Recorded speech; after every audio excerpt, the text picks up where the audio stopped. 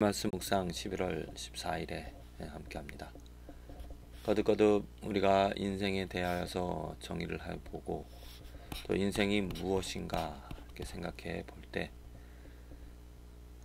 한마디로 사랑이라고 정의를 합니다. 사랑하면서 살아가는 것이죠, 인생이라는 것. 그런데 어떻게 무엇을 사랑하며 살아가는가? 많은 것을 사랑할 수 있습니다.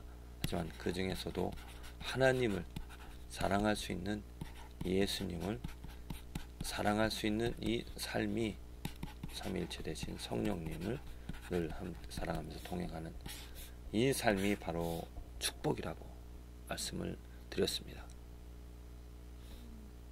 그런데 우리들이 하나님, 예수님, 성령님 삼위일체 되신 이 하나님을 사랑을 하는 것이 내 힘으로 되어지지 않습니다. 어떻게 보면 내가 하나님을 사랑하고 싶어도 그렇게 사랑할 수 없다라고 말하는 사람들이 많이 있습니다. 하나님을 사랑할 수 있으려면 정말 이것은 은혜가 있어야 됩니다. 하나님께서 보살펴 주시는, 하나님이 베풀어 주시는 은혜가 있을 때 하나님의 은혜로 우리를 사랑할 수 있게 되어진다는 거죠. 하나님이 사랑해 줄 수 있어야, 하나님이 사랑하게끔 해 주셔야 내가 하나님을 사랑할 수 있다는 것입니다. 우리들의 본성, 태어난 이 마음 자체, 이 자체로서 우리들이 계속 살아가다 보면은 무엇을 사랑합니까? 눈에 보여지는 것들을 사랑하게 되어집니다. 눈에 보여지는 것을 좋아하게 되어주고요. 눈에 보여지는 또 감각적인 것들을, 쾌락을 쫓아서 살아가게 되어지는 것이 우리 인간의 본성입니다. 그런데 하나님의 은혜가 있어야 그 하나님의 은혜로 말미암아 내가 어떻게 보면은 변화되어져서 내가 새로운 존재가 되어져서 이제는 육체, 쾌락을 쫓는 것이 좋지가 않고 하나님을 사랑하는 즐거움과 기쁨을 가지며 살아갈 수 있게 되어집니다. 무엇보다도 하나님이 최고이고요. 무엇보다도 예수님을 진정으로 감사하며 예수님 안에서 거하고자 하는 그런 마음, 그러한 열정, 그러한 뜻이 생겨진다라는 거죠. 그러면은 인생을 정의할 때 사랑이라고 정의를 하는데 그 사랑은 하나님께로 온다라는, 하나님이 허락해 주셔야, 하나님이 은혜를 베풀어 주셔야 내가 사랑할 수 있게 되어진다는 겁니다. 그렇다면은 하나님이 누구는 사랑하고 누구는 사랑하지 않을까요? 지금 우리 이 삶에서 보는 것을 보면 어떤 사람들은 하나님을, 예수님을 정말 진정으로 사랑합니다. 그런데 어떤 사람들은 사랑하지 않습니다. 자기 자신을 사랑하고요. 또한 쾌락을 쫓아서 살아갑니다. 하나님께서 은혜를 이 사람에게는 주고 이 사람에게는 주지 않고 편파를 하는 그러한 하나님이신가? 성경에서 말하는 하나님, 성경에서 어떻게 우리를 하나님께서 사랑해 주시는가? 어떠한 방법으로 우리를 하나님께서 우리들에게 은혜를 주시는가? 우리는 그것을 알아야 됩니다.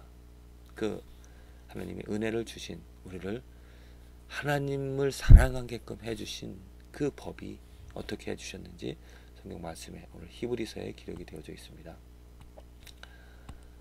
염소와 황소의 피와 및 암송아지의 재로 부정한 자에게 뿌려 그 육체를 정결케 하여 거룩케 하거든. 자, 여기까지 나와 있는 것이 무엇입니까? 구약의 내용이죠. 이스라엘 백성들에게 하나님께서 제사의 법을 주셨습니다. 짐승의 피를 통하여서 그들을, 그 육체를 정결케 하고 그들의 죄를 씻는 그 방법을 그들에게 알려주셨습니다. 그것은 한 가지 예로서, 완벽한 것은 아닙니다. 그들은 죄가 있을 때마다 또 짐승을 죽여야 됩니다.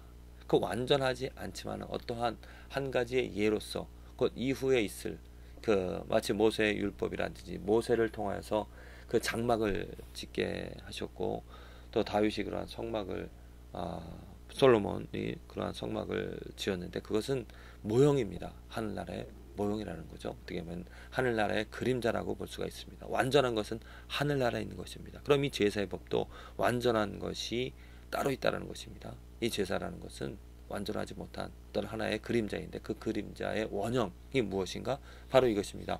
하물며 영원하신 성령으로 말미암아 흠없는 자기를 하나님께 드린 그리스도의 피, 이 그리스도 피에 그림자가 짐승의 피라는 거였었죠. 그래서 그들은 짐승의 피로 거룩해야 되었습니다. 하지만 그 원형 그리스도의 피가 어찌 너희 양심으로 죽은 행실에서 깨끗하게 하고 살아계신 하나님을 섬기게 못하겠느냐. 저는 이 섬긴다라는 것 다른 말로 사랑이라고 저는 표현을 해석을 합니다.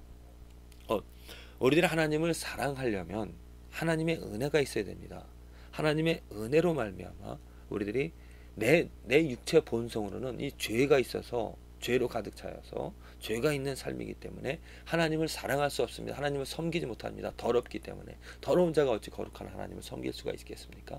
그 거룩한 하나님을 섬기고자 한다면은 죄로부터 씻음을 깨끗하게 되어져서 그 하나님을 사랑을 할 수 있게 되어집니다. 그렇다면 어떻게 깨끗하게 되어집니까? 과거에는 짐승의 피로 날마다 매번 제사를 드려야 됩니다. 그런데 그렇게 여러 번 제사를 부족한 완전하지 못한 제사를 드리는 것이 아니라 이제는 예수 그리스도께서 하나님의 은혜인 예수 그리스도가 이 땅에 오셔서 그 피를 쏟아 주셨기 때문에 그 피로 말미암아 그 피가 은혜가 되어지기 때문에 그 은혜로 말미암아 우리들이 양심으로 죽은 행실에서 깨끗하게 되어졌고 새로운 피조물이 되어졌습니다. 이제는 그래서 하나님을 사랑하며 하나님을 섬기며 살아갈 수 있게 되어졌다는 겁니다.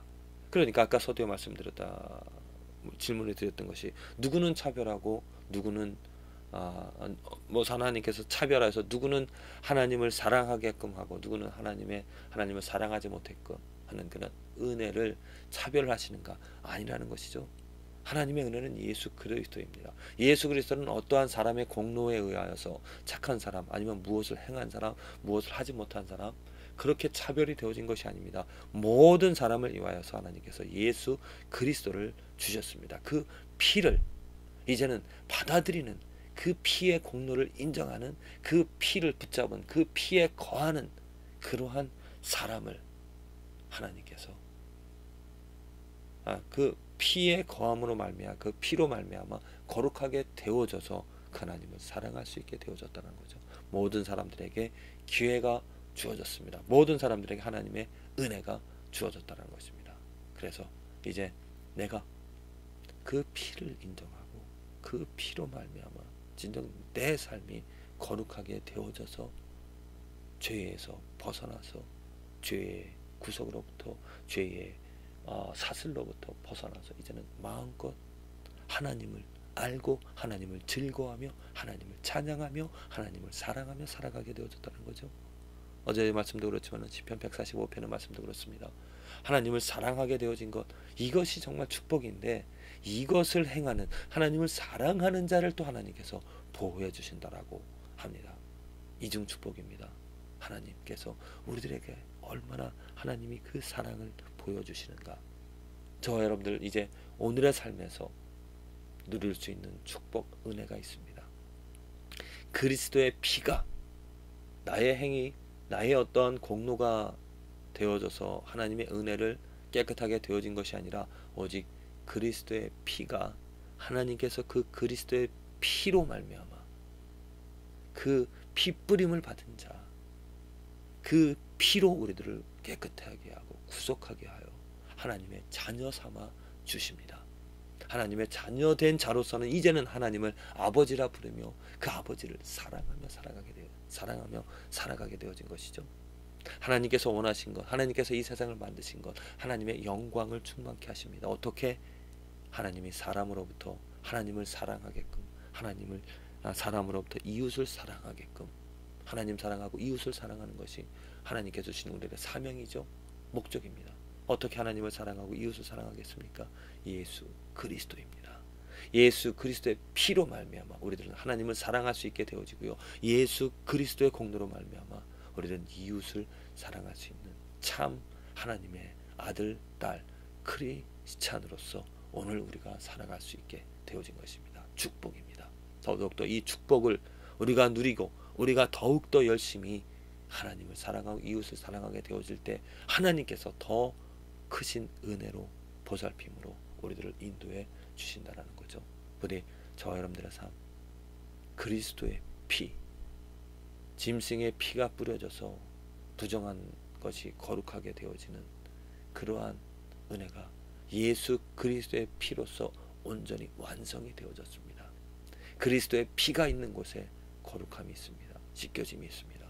그리스도의 피가 있는 곳에 어떠한 죄라 할지라도, 더러운 것이라 할지라도, 어떠한 죄책감이라 할지라도 해방이 되어지고, 이제는 하나님께서 다시는 너의 죄를 기억지 않는다라고 하나님께서 그 그리스도의 피의 언약을 우리들에게 주셨습니다.